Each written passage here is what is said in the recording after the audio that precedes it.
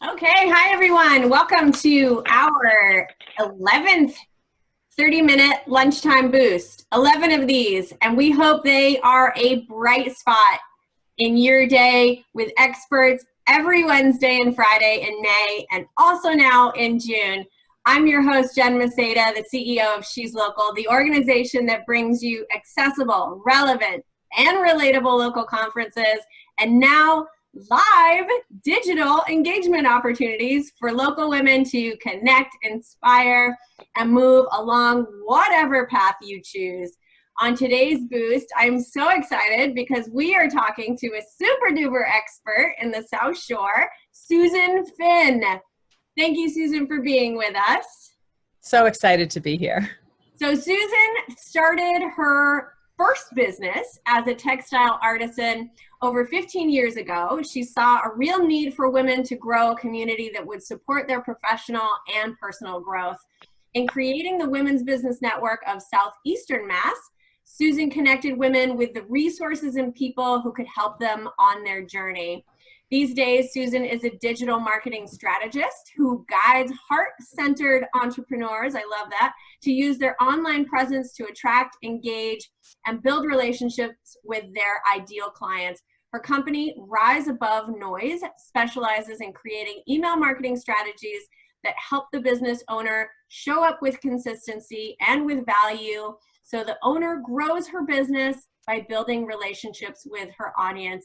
And I just have to say that Susan Finn has been on the South Shore Conference for Women, now going into our second year, and is the reason why we have such great emails. I hope you think it's great. I think they're great. So Susan, thanks for doing that. And she's also a friend that will tell you when you have something in your teeth, which, right? That's women supporting women. Susan, thanks for being here. So glad to be here. Happy Friday, everybody, and almost long weekend. So what a celebration this weekend. That's right. Tell us how you got involved in digital marketing, Susan. So when I told you that I was a tech artisan, custom tote bags. I'm going to take a step back and say before I did that, I was a quality control manager at HP Hood. And my job there was to create processes so the milk came from the cows through the farm to the plant and to your kitchen safely. My background is food science, and I'm a total science geek. I love to figure things out. When I couldn't go back to my job because my mom had had a car accident, brain injury, spinal cord injury, I had 5 kids living in my house, going back to the 24/7 of the dairy wasn't going to happen. So when I realized I needed to do something, this textile thing fell in my lap. And I was like, okay, this is great. I can make things, but how do I sell them? And how do people find out about me? And so I met with a few women who were also having home run businesses. And we just started, how to do this, how to get a tax number. And at that point, Facebook wasn't a thing. Even then, that was probably 18 years ago. And we decided, you know what, this was kind of fun to hang out and talk and build community. Let's do it again. So the next month there were 8 people, and then the next 16, and then the Women's Business Network of Southeastern Massachusetts became a thing.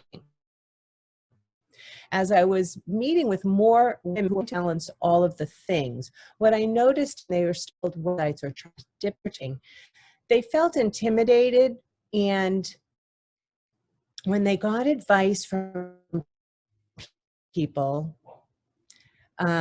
people almost were trying to bamboo $1,500, $2,000 a month, and they didn't know exactly what they were getting. And I made it my business to learn everything I could about websites and search optimization and email marketing.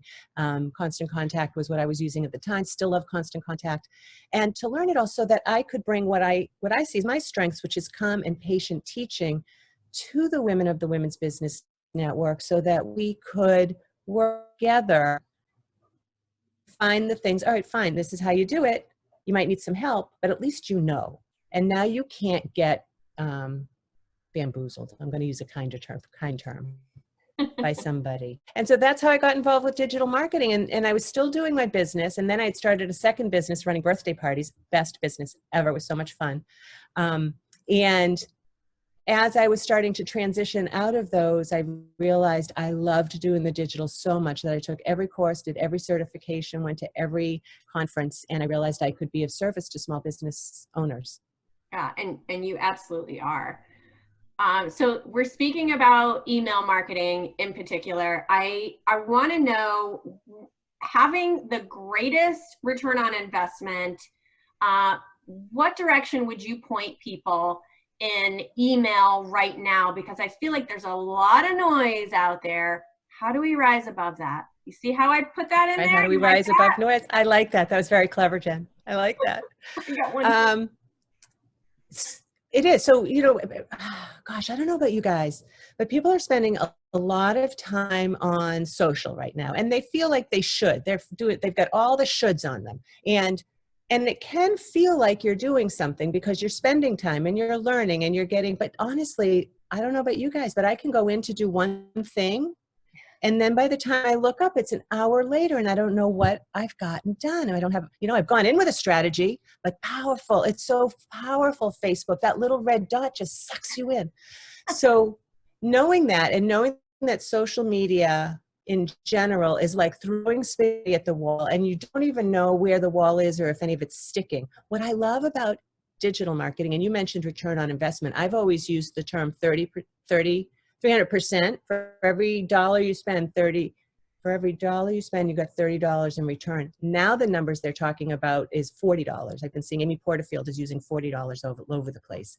What it is when you use a system like Constant Contact, I'm also using Active Campaign. It's permission-based digital marketing. So that's one, is that it's permission-based. And secondly, people have asked to be on your list, or they can unsubscribe. And that feels kind too. But here's the best thing, is that one of the things that I hear so much from the people, and I hang out with a lot of heart-centered, right? Like yogis, coaches, creatives. They say to me, Susan, I don't want to send an email. I don't want to do email marketing because I don't want to feel silly. And I don't want to bother people in their inbox. And so I would invite anybody who thinks that way, and sometimes I think that way too, and then I take that mind shift and I say, well, good, then I won't bother them. What I'll do is I'll give. And I want to give them information. I want to give them resources. I want to connect them with tools and strategies that they can use. Sure, you can find any of that on the internet anywhere, but if somebody bundles it up and wraps it with a ribbon and gives some pretty colors to it, now it makes it more generous. And so that mind shift is that marketing is an act of service. You have something, somebody's looking for you, and why don't you just make it really easy for them to stay in touch with you? So email giving. Give us an example of wrapping it in a bow. What do people right now really want to know or hear or get if you're giving? And how is it different from now and in the future when we sort of get out of this crisis, or if we ever do? So let me take the second question first. I actually don't think it's any different. I think giving is giving, and being a resource is being a resource, and showing up as your authentic self is showing up as your authentic self. And I don't think that should ever change. But right now is a really good time to put these strategies in place. Now I forgot the first part of the question. Oh, what do people want? What do people want to hear? How do people want to know who you? package? Yeah, people want to know who you are, so they want to hear your voice. They want, they want to know that you've struggled with things that they're struggling with. They want to know that there are other people who struggled with whatever it is that they're having, that you've brought some pain relief to, whatever that may be. And they want to know how you did it. And again, go ahead and tell them, right? Like an email is not going to take away any business from you, but they're going to know that people trust you. So that's a tip, right? Always put a testimonial in whenever you can. Always have a call to action in your emails so that you can measure what's happening, and think about what that call to action is. It might just be bringing them to a blog, but hopefully that blog has another call to action that says, hop on a call with me. Most of the time it's hop on a call with me, right? So always be thinking, what do I want them to do? What can I give them that will allow them to do the thing I want them to do? You know, how can I be of service? And it's going to take some time, especially because I do work with coaches and even creatives. It's going to take some time for people to get you and to hear your voice. Nobody hires a coach right off the internet, without, you know, right off the website. They need some touch points. They need to see and hear. And you know what? We all get busy. So maybe they get an email from you. Maybe they look at it, they don't. But then if they get another one, then they remember you a little bit more. You're prompting them. So you've taught me over the years that email is a direct connection to your customer or to the people you want to give to. Should we only be doing email, or is there some other digital marketing tool that we should be using in conjunction with email? I think that there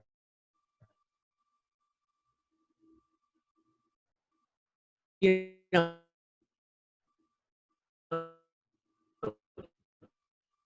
each one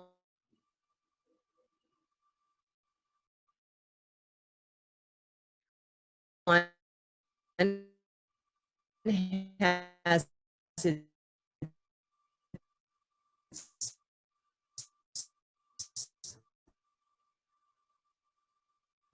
loved what she was talking about as far as showing up in other groups so that you can, again, share your resources, share your gifts, so that people learn more about you as you're bringing them closer to whatever goal that was that we were talking about. Mine is, let's have a chat. Like, let me see what you're got, and let me figure out how to move forward. No two people are the same.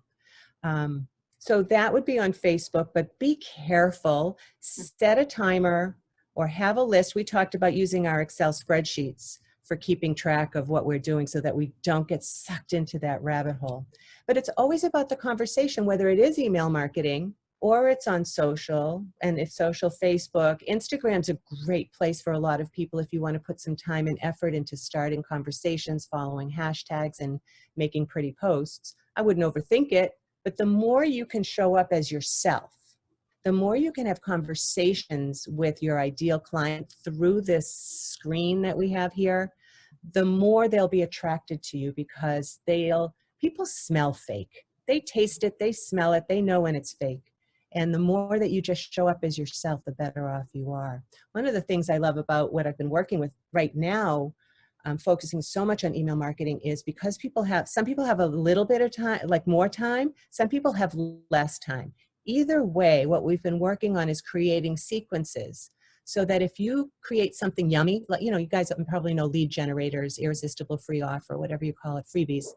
You create something that somebody wants, and so you give, and they give you their email address. And now you have an opportunity to create a sequence that brings them on a journey to know a little bit more about you, a little bit more about your services, a little bit more about what people are saying about your proof of concept, a little bit, you'll answer some of their frequently asked questions. So at the end of the sequence, 3, 5, 10, however many you make, if they've even opened 1 or 2 of them, they've gotten a better taste of you. And the beauty of these sequences that I love is that I'm not going to lie, it's simple, but it's not easy. But you put heavy work to it at what time you create it, and now it's set it and forget it. It's doing the work for you in your background. Yeah, I love that. So you talk about sequence, either 5 or 10. I mean, is there a secret sauce of how often you should be communicating with your audience? Well, if it's a nurture sequence, you will decide. Some people do it every day for the first. Like sometimes people do challenges even, right? So it's every day for 10 days. Or I spread mine out. I think I did one here. You know, here's your download, and then the next day it's like, okay, just in case you missed it, yesterday you got an email from me with the download. Here's more information on that topic. Then 3 days later, then another 3 days. So I have a 5-part series. Somebody was doing theirs once a week, but whatever it is, it's set it and forget it. As far as regular emails, so you're probably thinking about maybe like newsletter e-blasts. when you have something important to say, when you have something new to share, I would also say, and I won't dive too much into it now, let's have a conversation, you guys, another time, get on a call with me. Let's talk about segmenting your lists. I was on a call with somebody recently, and oh, she was a travel agent. I don't see her here, but it was, so she had Disney, and she had European tours to figure out your genealogy, and she had cruises. So you can see where those are 3 different audiences. So she would really need to have lists and speak to each of those customers separately. I'm taking notes, so that's why there's a pause. Yeah, it takes time to do that. And how do you find the time to segment and spend so much time understanding your customer and positioning them into these different journeys that you want to take them on? I think that, I mean, that's part of your business planning, right, Liz? Who's your ideal client? What are their pain points? What do you have to offer them? What have other people that you've worked with said about your ability to solve that pain point? So now you have an idea of exactly who you're talking to, what she loves, what she doesn't love, her pain points, how you can help her. And one of the things that I guide my clients through is the content creation part of that. So I'll give you an example.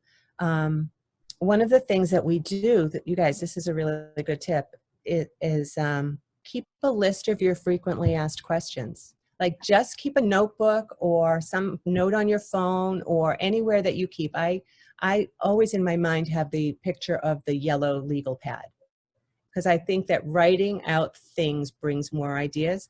And just write down every question anyone's ever asked you about your business. And then go to your website and scroll through there with different eyes now. Ooh, that's a question, that's a question, that's a question, that's a question. And then listen when you're on networking calls or you're with family, ask them, hey, do you ever wonder about what I do in my business? And so now you've got this whole repository of questions. Now, I'm not telling you to answer those right away, but I am going to tell you that now you have something. So when you're ready to put up content on your website or on your social posts, but in particular in your email, you know how to give because somebody asked that question and they're waiting for the answer. Yeah, so that makes it so much easier. Yeah. How do we grow our email list? We're going to end with that question, and then we're going to jump out and make sure that everybody gets a chance to pepper you with ideas and thoughts and questions. Awesome. So, so lead generator, irresistible free offer, freebie, whatever you call that. Sometimes people get nervous with that because they think it's really, really hard to do. But I'm going to tell you, I don't know everybody on this list on our call today, but what I do know is that someplace you have already done the work.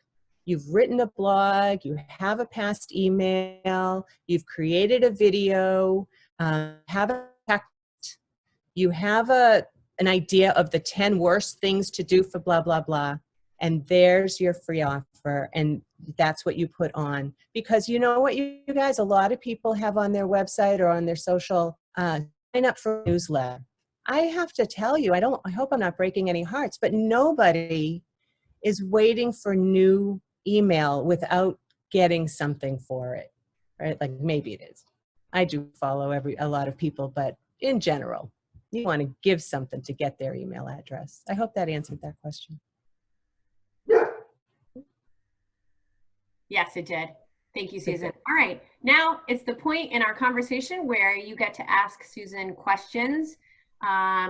If you go down to your reactions bar at the bottom of your Zoom, if you give us a thumbs up, clapping hands, we'll come to you and unmute you. You'll ask your question and have a conversation with our live expert. Yes, she is live. I don't know why I said that. Of course you're live. All right. Anyone have a question for Susan? Bless you, Kathy.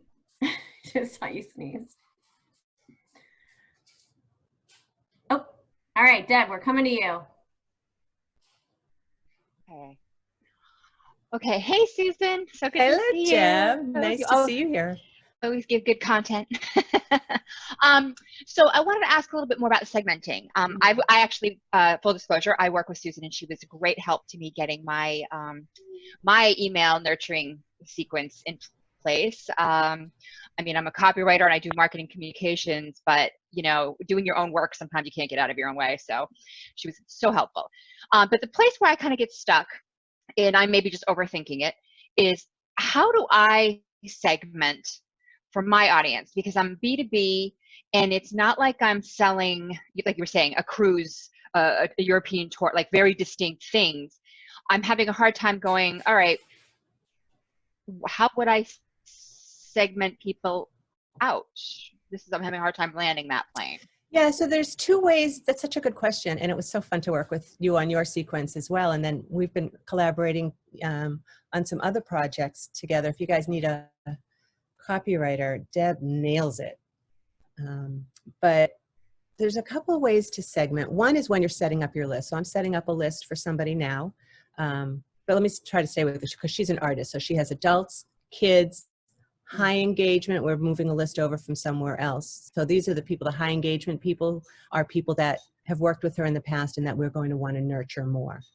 For copywriting, it could be that you've written an article, I'm trying to think of what you've written about lately, about communicating in a crisis. And if people have clicked through on one of your emails, you might just want to tag them. They were interested in sales pages. They were interested in bios. They were interested in website copy. They were interested in book copy or whatever. And now you just have a better idea. Like you may or may not use that list, but at least you kind of know, all right, these are the people that were interested in that. When people are coming in, so let's say you have a great lead generator and people come in and you're not, you know, at that point, they'll come into that list. So I have a couple of lists. I have one, oh, in fact, I wanted to give it to you guys. One where you can get my workbook. It's 10 templates for writing emails and ideas. And when people come in on that list, now they're going to be fed information about email marketing. I have another one, which is like digital marketing assessment, and they come in that way. So you're going to segment the way they come in by your lead generator if you have more than one, or once they come in, let's say you have a general list and they just, you know, join my newsletter. That's fine if you don't have a lead generate. They join your list, but now maybe the next email they get right away is, so glad that you joined my list. Here's how often you can expect to hear from me. And here's the kind of things I offer. And I often send out information based on interests. Please tell me what you're interested in. And so now maybe you have checklists, and depending on what they check, that's the list that they get added to. And so now they're self-segmenting. I hope I answered your question. Thanks, Deb. All right, Wendy, I saw your thumbs up. I'm going to come to you and unmute you. Hi, Wendy. Hi. So I was wondering, like, so one of the big things is in my organization that I work for an association, and we send out a lot of emails and all kinds of information, but as members, they want some of that, but I get concerned because sometimes I'm overlapping, you know, like, so it might be one cluster of people or category of people are getting this email, and then there's another cluster, but they overlap. And I feel sometimes like they kick us out, you know, how they can unsubscribe. So I'm concerned about that. Is there anything you can do or recommend that could help with that? So let me ask a clarifying question, Wendy. No, I get it, but I have a question. So you have one email and you've sent it to such and such group. And then you also want to send it to this other group, the same email, or is it a different email? No, it's a different email. So in my association, we do events and stuff like that. I'm just going to use that as an example. I have attendees, I have exhibitors, and I have sponsors. They each get the same email, but it's focused on them. But my problem is that, so I have an email of a training for I work for public utilities, so like I'm just going to make this up that it's you know, climbing poles. So I want to send it to, you know, the general managers and the general foremen. But I also have another type of training or forum that's coming up, and it overlaps those people. And so, like, you know, some people are getting like 3 or 4 in a week, and only 2 people, you know, 2 people are only getting, you know, one of the 4 that I'm sending out. Do you know what I mean? So how can I create separation and not have too many? Because you know, I don't want people to be like, crap, they're sending. I mean, it's good that we're doing a lot of stuff, but at the same time, they're getting like 4 emails from me in 1 week. You know what I mean? Because is there a way to intertwine them somehow? Would it make sense? Do you know what you're using for email service provider? Yeah, Constant Contact. Yeah. We use Constant Contact. Yeah, so smart. Would it make sense to do a survey and to say, here's the kind of information we send out on a regular basis. Please tell us what you'd like to learn about. Now, I'm saying that, but even, you know, 20% open rate, 15% click rate, you're not going to get everybody, but it's going to help you. Are people unsubscribing? At times they do. Yeah, especially like I've noticed that like if we have a lot of stuff coming up and I keep sending, you know, and it might be the newsletter, it might be an email about an event coming up, it might be some trainings for, you know, somebody, you know, another category or another member, whether it's a utility member or it's a corporate member, you know what I mean? Like, so I just noticed that it doesn't happen all the time, but I do, like, we keep a calendar, and so anybody that sends out an e-blast or anything, we can see it so we don't overlap those. But like if we have too many in a week, sometimes it gets a little crazy. Yeah, I'd have to look a little bit. Another idea that I'm having is instead of sending all of those, maybe what you do is you send out something that says, here are our upcoming events, like very, very short. And then if they want details, they have to click through over to a page where all of the details are, versus having all of the things. The other thing that does is it gives you more of a click-through rate, so that you, again, you'll get more data. Cool. Thank you. And also when they click through, you'll be able to segment them in different ways. Tag them. You can either make separate lists or you can tag them. And then when you do with Constant Contact too, you can create segments like, well, you know that. You can look through different ones like, didn't open the past 5, or, you know, clicked through X amount of times, and that you can get a lot of data out of click-through rates and open rates. That's a good point too. Take some time to reflect on what your customer wants and what you're giving them, but also their behavior through the course of the time that you are emailing them. Great point. Exactly. All right, we have about 1 minute left, so we're always staying very true to our 30-minute time limit. I just want to thank Susan Finn for coming. Rise Above Noise is an organization that has really helped shape She's Local to be what we are today. So we're grateful that you're here, Susan. Thank you for having me. I'm so glad to see you guys. I'm going to put the, there you go. Thanks, Luz. That's to get on a call with me is in the chat. Of course, it's on my website too, and download the workbook. And I'll hope to see you on our next open meeting, which was so fun last night. Yeah, that was great. The South Shore last night. Thank you, everybody. And be sure to join us next week. We are talking on Wednesday with Jennifer Kaufman, also from the South Shore, and she's helping us to overcome adversity and rise up again. And then on Friday, we're going to end May with a spectacular boost that is just right along with all the quality ones that we've had. You don't want to miss Friday. Friday is Kim Miles and Kelly McFarland, who is a nationally recognized comedian. They are going to be on the screen. Literally, I'm just going to mute myself and laugh my butt off for 30 minutes. You have got to join us. Tell your friends. Share this. We want to see this room packed with beautiful women that are ready to smile and ready to shape another month with boosts with us. So thanks for being here, everybody. We're so grateful that you keep coming back and enjoying this. So thank you. Have a great weekend. Enjoy this weather. Bye, everyone. Thanks, Jen.